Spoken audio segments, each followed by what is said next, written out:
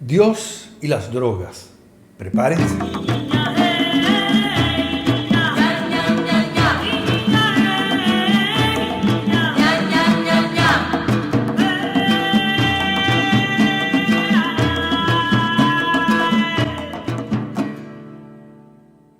El tema sobre drogas básicamente lleva la pregunta de ¿se deben prohibir las drogas o no?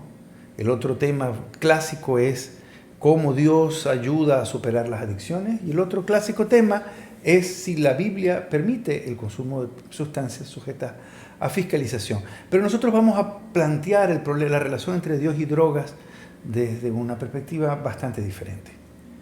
¿Es la conciencia de Dios el resultado de una alucinación?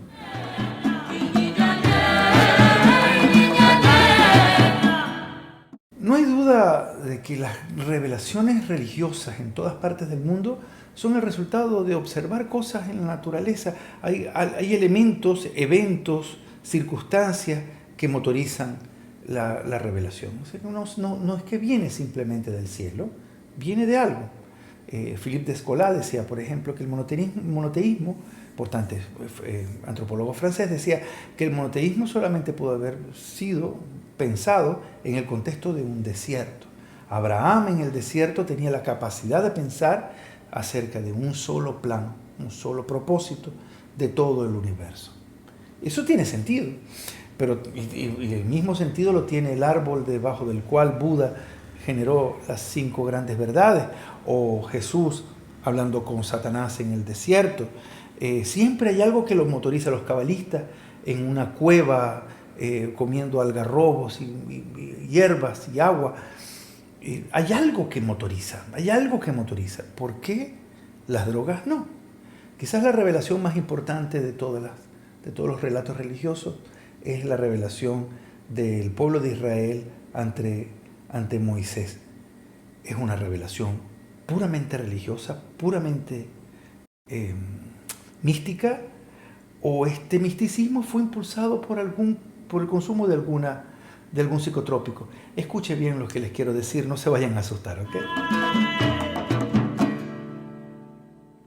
Hay un autor muy importante que se llama Robert Graves, es un crítico literario importante, guionista y experto en cultura grecorromana. En su libro Los 2 nacimientos hedonicios, Robert Graves decía que el psilocibe, que es el agente activo del hongo alucinógeno, está permanentemente en la cultura grecorromana. Los griegos lo llamaban soma, de ahí el tema del somático, del cuerpo, porque decían que era la carne, el cuerpo de los dioses. Y había una particularidad que cuando se comía el soma, cuentan los griegos, y se orinaba, esto va a sonar bastante escatológico, y se orinaba, era posible volver a beber ese orine y revivir el efecto psicotrópico. Y eso sucede también con los psicotrópicos como el hongo alucinógeno, de tal manera que se interpreta que soma, y entre los romanos quizás ambrosía, no eran carnes de dioses, sino que eran concretamente hongos. Y hay toda una construcción de que a través de ellos se llega al mundo de los dioses. Y esto no es nuevo, esto no es lejano inclusive a nuestra cultura. Tenemos el mezcal con María Sabina en México, tenemos el peyote, que relatado en los cuentos, en las historias de Don Juan, en las enseñanzas de Don Juan, y tenemos hoy en día toda una lectura importantísima del yopo y de la ayahuasca en América del Sur. O sea que sí hay una relación entre lo místico, lo religioso y las drogas. Eso existe. Ahora vamos a tratar de explorarlo de manera más universal. Aún más, la ciencia ha planteado hipótesis interesantísimas acerca de que la aparición del lenguaje en el hombre primitivo habría sido el producto de que estos habrían comido hongos alucinógenos, que además de manera muy particular, esto es interesante, estamos hablando del hongo como puente hacia el conocimiento de Dios, y el hongo se produce básicamente cerca de los excrementos de los animales. Entonces es como esa escatología con Dios, es como muy raro todo esto. Pero sí hay una idea de que el hongo habría permitido la aparición del lenguaje.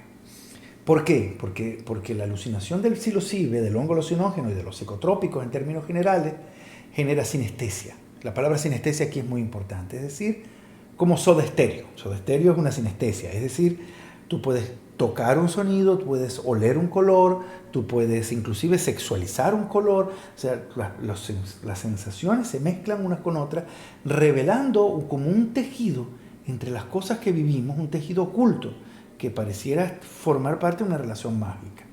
Y eso habría permitido la aparición del lenguaje, porque entre el ruido y la idea pareciera que no hay relación. Entonces, esto lo habría permitido. Pero aquí hay una pregunta importante que hacerse. ¿Por qué sucedió? Si esto es así en la evolución de la especie humana, ¿por qué no sucedió con los demás primates? ¿Qué es singular, qué es específico el ser humano para que hayamos entrado al lenguaje a partir del consumo del hongo? Benny Shannon, que es un doctor en psicología muy importante de Stanford, él es profesor de la Universidad Hebrea de Jerusalén, dice que es posible que la revelación más importante de todas las religiones, que la revelación de las tablas de la ley ante el pueblo de Israel en el desierto del Sinaí, pudo haber sido propulsado por una droga alucinógena que existe en esa zona, que se llama el jarmal. El jarmal se utiliza también como abortivo, es una droga alucinógena que está en la zona. Pero yo creo que este no es el tema importante. Yo creo que cuando nosotros tratamos de colocar la explicación de Dios en el hecho de que simplemente fue una alucinación, es que no estamos comprendiendo cómo funciona la alucinación y el cerebro humano. Y eso tiene que ver con el hecho de que las revelaciones de alucinación más normales son respuestas a mundos cotidianos que tienen que ver con nuestras propias preguntas, nuestros propios inconscientes, y por lo tanto lo religioso parecería estar preso en el inconsciente individual. Pero hay mucha literatura importantísima, tanto mística, tanto metafísica como científica, incluyendo a la obra de Jung, que habla de que hay una conexión muy especial entre el ser humano y Dios dentro de sí mismo. Es decir, Dios está dentro de nosotros y se eleva la llama de la luz hacia arriba, como buscando, como la llama de Adán, como buscando la presencia de Dios en nosotros. Y lo que nosotros conseguimos a través de la meditación y lo que nosotros conseguimos a través de las revelaciones no es más que la conexión de Dios dentro de nosotros mismos. Por eso lo comprendemos, por eso durante siglos no hubo el concepto de amor romántico, no hubo el concepto de felicidad, y de repente cuando los comprendimos, más nunca nos separamos de esos conceptos. Y así el concepto de Dios es un concepto indeleble, pero aún más el concepto de monoteísmo se ha hecho un concepto de una pertinencia en la historia de la humanidad insoslayable. Entonces hay algo que nos empuja a mirar las cosas de esa manera. Eso significa que sea como sea, lo que está dentro está adentro.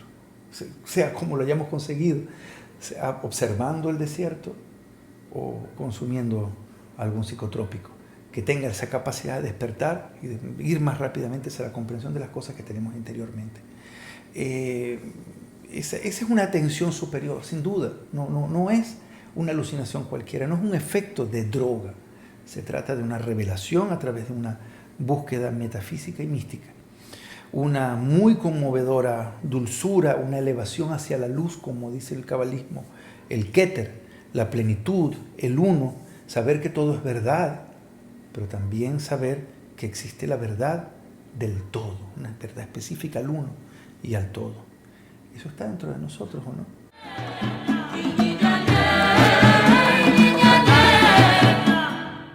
Por supuesto que alguien va a decir, este señor nos está diciendo que consumamos sustancias sujetas a fiscalización.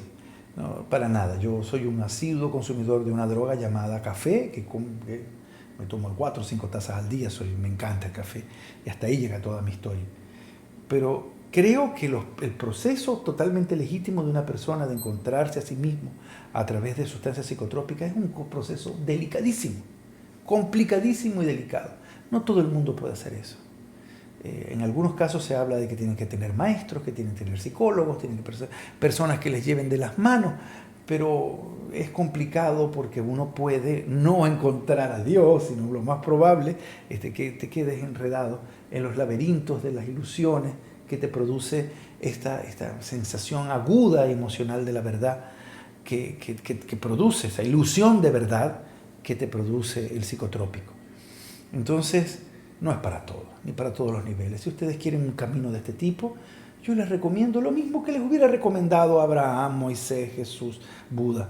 Lo mismo, estén en este mundo y consigan a Dios amando, practicando, elevándose a través de la meditación, contemplando, reflexionando, razonando, haciendo cábala, como dicen los judíos. Así.